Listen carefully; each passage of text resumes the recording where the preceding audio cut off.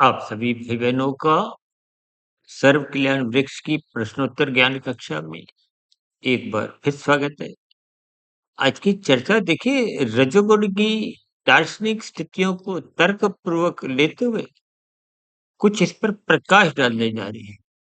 हालाँकि ये रजोगुण की स्थितियों पर किसी का कोई प्रश्न नहीं है, लेकिन मेरे मन में कुछ एक दार्शनिक स्थितियों का एक विशेष स्तर पर कुछ ऐसे विचार बने जिनको मैं आज की वीडियो में समझाने का एक प्रयास करने जा रहा हूँ। क्योंकि संसार में बार-बार ऐसा समझा गया है कि रजोगुण ही मनुष्य को संसार में उलझाता है, फँसाता है और तमोगुण में गिराने का जो कार्य के पीछे है, वो भी रजोगुण का ही हाथ है। देखिए शास्त्र तो स्पष्ट शब्दों में बार-बार कहते हैं, रजोगुण और तमोगुण ये दोनों गुण बाँधते हैं। और रजोगुण को शास्त्रों में बार-बार कहा गया इसकी उपेक्षा करो। जबकि रजोगुण में रहते हुए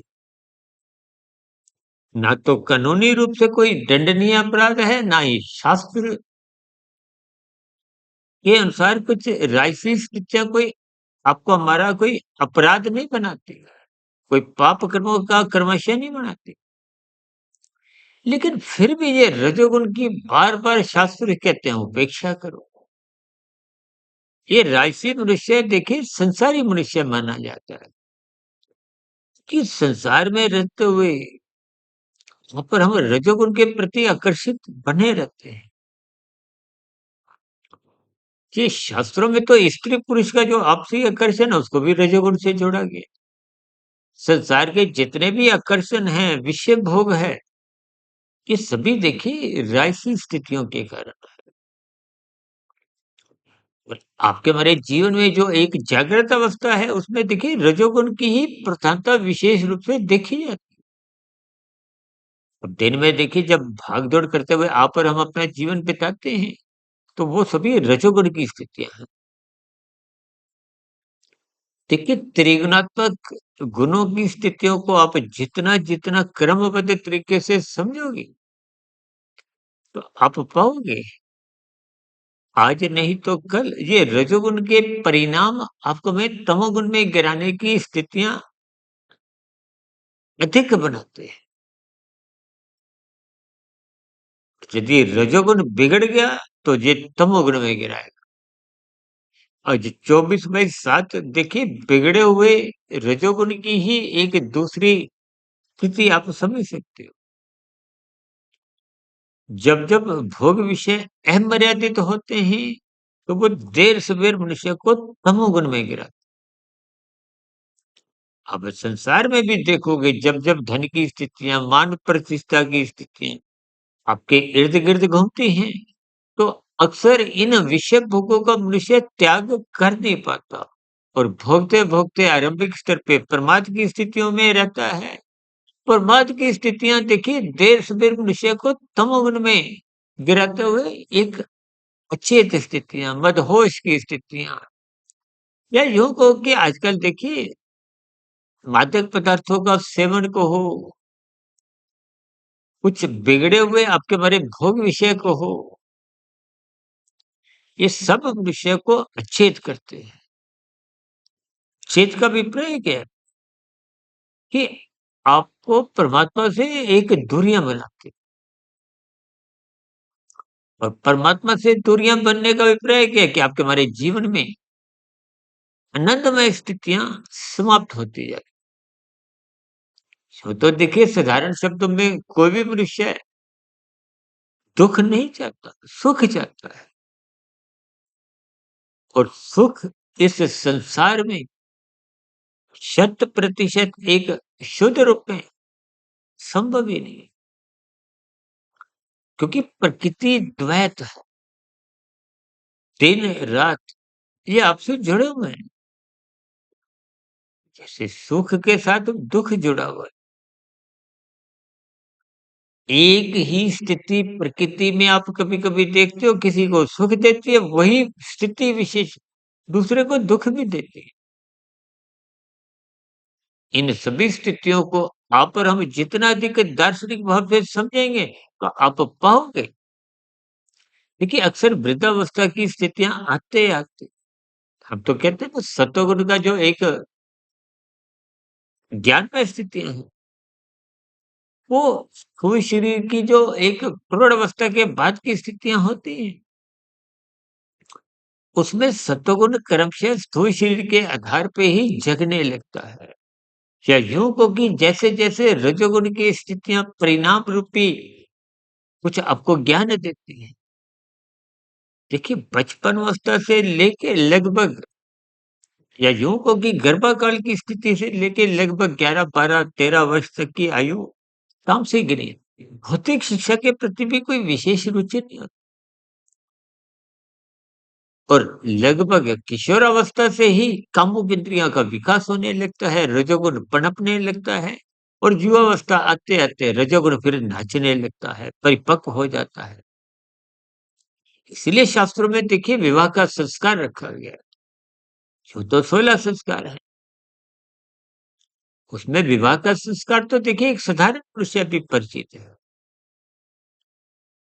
संस्कार का अभिप्राय देखिए एक धार्मिक मान्यता तक कानूनी स्थितियों से है, एक सामाजिक स्थितियों से है और आज देखिए विवाह के संस्कार की भी स्थितियाँ कुछ कमज़ोर होती जा रही हैं, क्योंकि प्री वेडिंग की स्थितियाँ बिगड़ती जा रही हैं। जब रजोगुण और तमोगुण बिगड़ते हैं तो सत्वगुण कमज़ोर होता ही है और जो सात्विक स्थितियाँ विवाह की कमज़ोर होती जा रही हैं, जिसके फलस्वरूप देखिए कुछ समय विशेष के बाद कुछ तलाक की स्थितियाँ भी उत्पन्न होती हैं।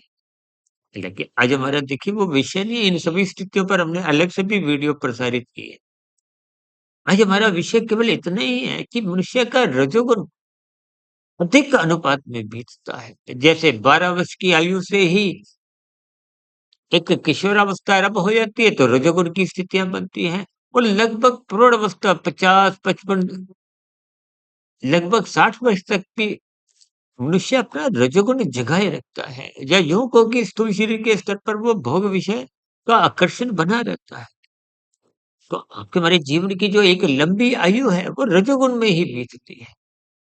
अब उसके बाद जब एक सात्विक स्थितियाँ, वृद्धावस्था की स्थितियाँ आने लगती हैं, पहले के भोगे गए भोग विषय कुछ परिणाम रूप में स्थूल शरीर के स्तर पर रोगग्रस्त स्थितियाँ उत्पन्न होती हैं। मन बुद्धि के स्तर पर खिन्नता, उदासी की स्थितियाँ बनी रहती हैं। क्योंकि परमात्मा से जुड़े बिना ये संसारी उदासी, खिन्नता, अवसाद, परेशानियाँ ये बने ही रहती हैं। क्योंकि राजसी स्थितियाँ, ये तामसी स्थितियाँ जितनी भी हैं, ये तुम्हें अल्पकालिक सुख देती हैं। आप ब्याह-शादियों में रसगुल्ला खाते हो, कितने ही प्रकार के देखिए ये अलग-अलग भोग विषय वो संसारी रसगुल्लों के समान ही है।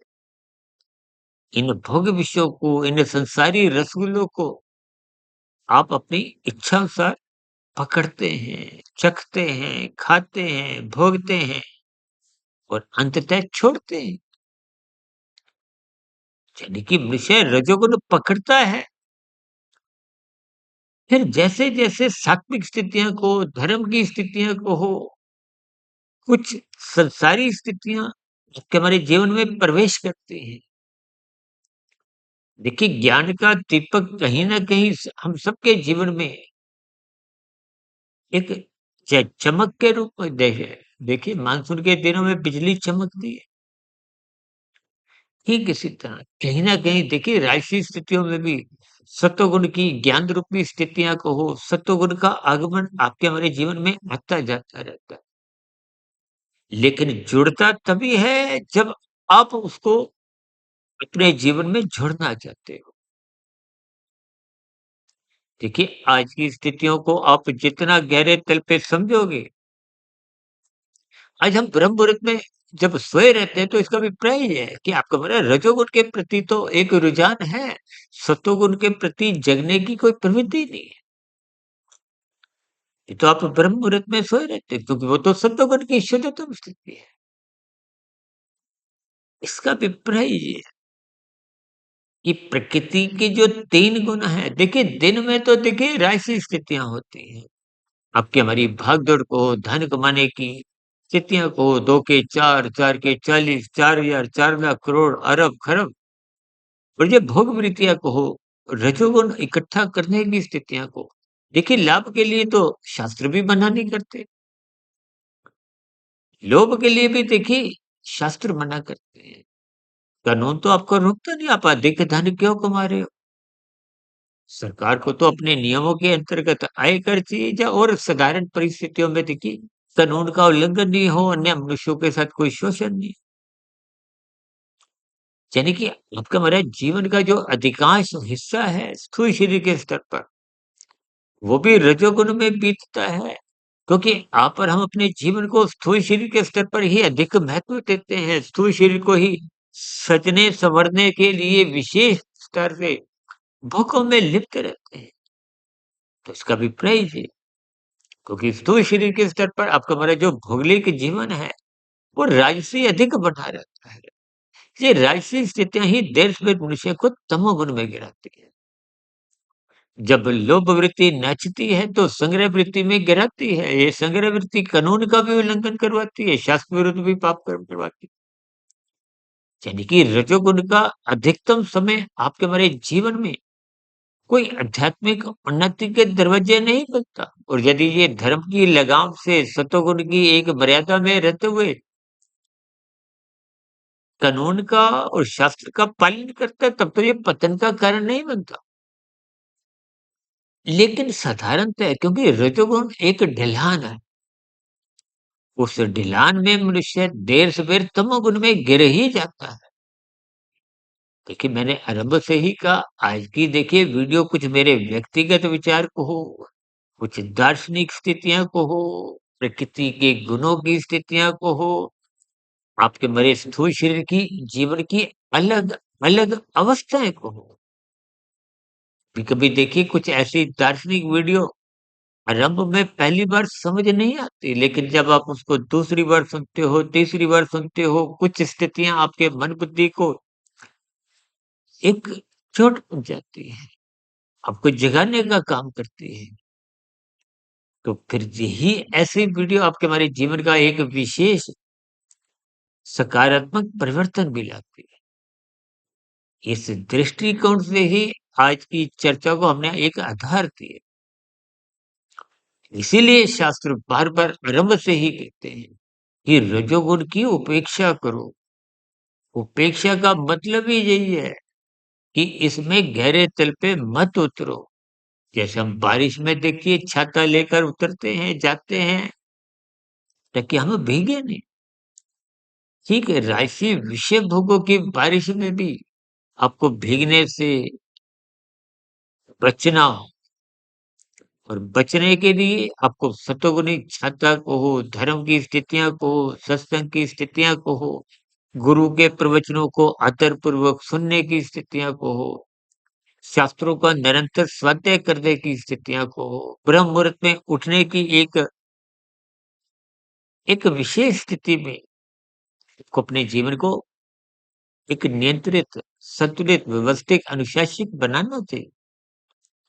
इन सभी स्थितियों को महात्मा की प्रेरणा से, गुरुओं के आशीर्वाद से, ब्रह्म मुहूर्त समय विशेष में कुछ इस पर मैंने अपने व्यक्तिगत तर्क संगत विचार शास्त्रों में कही गई सैद्धांतिक बातों को ही आधार में रखते हुए कुछ समझाया।